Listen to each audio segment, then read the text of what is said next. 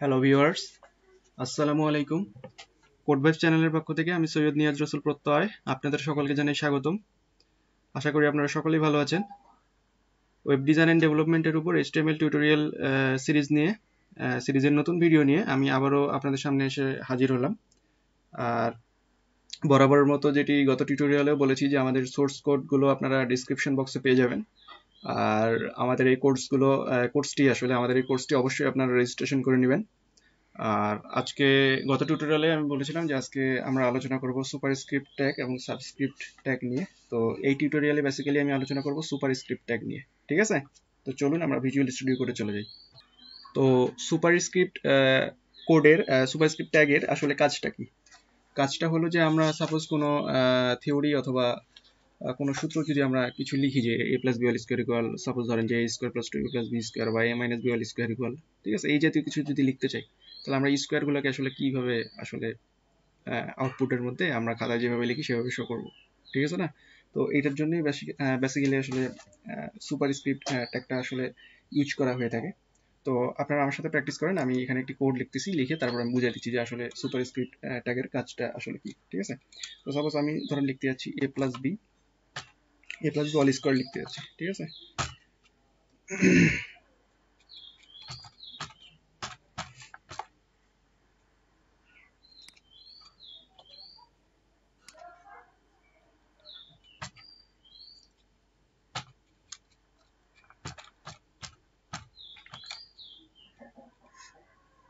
সবসময় স্কোয়ারগুলো আমরা যেগুলো আসলে উপরে রাখতে চাই সেগুলোই আসলে আমরা সুপারস্ক্রিপ্ট ট্যাগের ভিতরে রাখবো, ঠিক আছে। যেমন দেখতে পাচ্ছেন যে এই যে আমরা এখানে স্কোয়ার রাখছি, তার মানে স্কোয়ারগুলো আমরা স্কোয়ার হিসেবে আসলে যেভাবে আমরা দেখি সেভাবে আসলে দেখবো আমরা। সেই জন্য আসলে সুপারস্ক্রিপ্ট ট্যাগের কাজটাই এটা, যে যেগুলো আমরা রাখবো ভ্যালুগুলো এগুলো উপরের দিকে চলে যাবে, ঠিক আছে। এটাই হলো সুপারস্ক্রিপ্ট ট্যাগের কাজ। ওকে,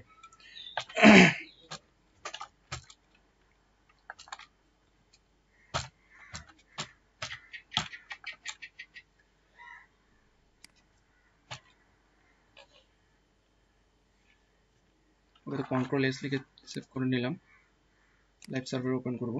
তো দেখতে পাচ্ছেন যে a plus B all square equal a square plus 2b plus B square. আমরা কোডের মধ্যে কি করেছিলাম যে আমরা স্কোয়ারগুলো যেগুলো ছিল এগুলোকে উপরে শো করানোর জন্য আমরা কি করেছিলাম, সুপারস্ক্রিপ্ট ট্যাগের ভিতরে রেখেছিলাম, তাই না? এই দেখেন যে আমরা যেগুলোকে উপরে শো করতে চেয়েছি স্কোয়ারগুলোকে, এই স্কোয়ারগুলো সুপারস্ক্রিপ্ট ট্যাগের ভিতরে রেখেছি। তো এটাই বেসিক্যালি সুপারস্ক্রিপ্ট ট্যাগের কাজ, ঠিক আছে। তো সুপারস্ক্রিপ্ট ট্যাগ বেসিক্যালি এই কাজটাই করে থাকে যে কোনো ভ্যালু যদি থাকে তো সেটিকে আসলে সুপারস্ক্রিপ্ট ট্যাগের মাঝখানে আমরা রেখে দিলে সেটি আসলে উপরে শো করবে যেভাবে আমরা দেখতে চাই সেভাবে, ঠিক আছে।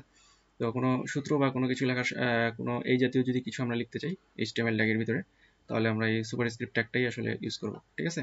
তো আজকে এই সুপারস্ক্রিপ্ট ট্যাগ নিয়ে আলোচনা এই পর্যন্তই থাকবে। আপনারা নতুন নতুন কিছু এখানে বসে প্র্যাকটিস করবেন, দেখবেন আসলে কি হচ্ছে, ঠিক আছে। আমি জিনিসগুলো আপনাদেরকে জানিয়ে দিলাম যে কিভাবে কি করলে কি হয়। তো আজকে এই পর্যন্ত থাকবে, সবাই ভালো থাকবেন, সুস্থ থাকবেন, আমার জন্য দোয়া করবেন। আর আমাদের চ্যানেলটি অবশ্যই সবাই সাবস্ক্রাইব করবেন, ভিডিওগুলো অবশ্যই সকলের সাথে শেয়ার করবেন। সবাই ভালো থাকবেন, সুস্থ থাকবেন। আসসালামু আলাইকুম।